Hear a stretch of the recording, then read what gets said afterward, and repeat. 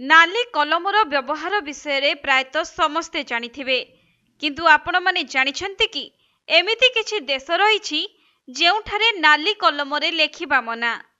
एपरिकी विश्वास रहिछि जे जदि केही नाली कलमर व्यवहार करंती तेबे मृत्यु सुनिश्चित। सुनिबाकू निश्चय अजब लागुथाई पारे, किंतु दुनिया रे अनेक देशरे भिन्न मान्यता एवं अंधविश्वास रहिछि।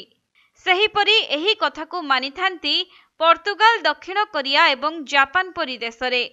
एठारे नाली रंगर कलमरे लेखिबा निषेध। वास्तव में दक्षिण कोरिया रे एक अंधविश्वास रहिछि।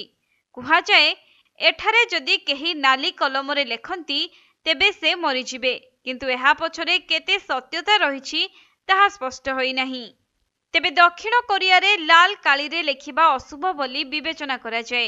एठाकार समाज रे नाली काली को खराब बोली कुहा जाए। एमितिकी पिलामानंक ठारू दूर रखा जाए नाली रंगर कलम। विश्वास अछि जे जदि केही नाली कलमरे कहार ना लिखि दियंती तेबे सेही व्यक्तिंकर मृत्यु होइथाए। एही कारणरू एठाकार लोकमाने नाली कलम व्यवहार करंती नाही। केवल एतिकी नुहे, एठाकार लोके घरकू मध्य नाली कलम आणंतीनी। एही देशर लोकमाने शताब्दी धरी एही अंधविश्वास को मानि आसुछंती। रिपोर्ट अनुसार नाली कलम लेखिबा जोगु केही मरंतीनी, किंतु कोरिया संस्कृति रे मृत व्यक्तिंको ना को नाली कलमरे लेखिबार परंपरा रहिछि।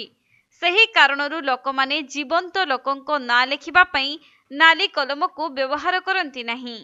मिलिथिबा सूचना अनुसार विद्यालय रे मध्य पिलामानंकु नाली कलम व्यवहार करिबाकू बारण करा जाइछि। वास्तव में दक्षिण कोरिया रे भूल रे भी कहा ना नाली कलमरे लेखा जाए नाही।